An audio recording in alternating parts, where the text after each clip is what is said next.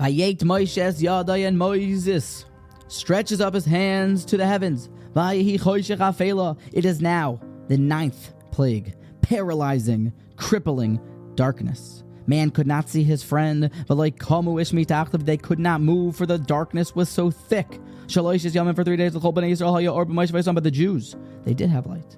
The great Haksav V'hakabolah, great work written in the 19th century, a partner with the Malbim in a lot of his Torah efforts to dispel evil from the world, and actually a student of Rabbi Akiva Eger, explains to us a important but frightening teaching on this pasuk. The choshech was so brutal that they could not move.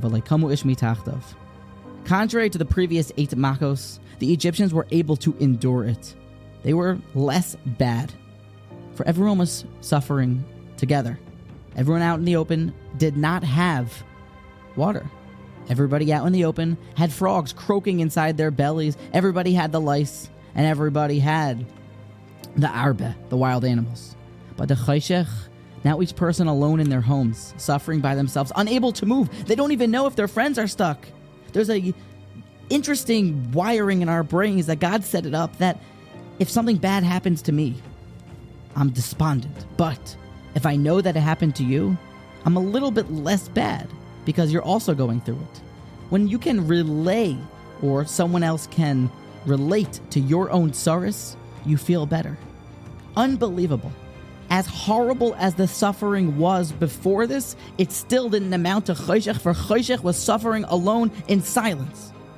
And this is something that is tremendously impactful and important. And if God forbid someone is suffering, this is a very important idea, to not suffer in silence as best as they can. Now, I want to pull from here though.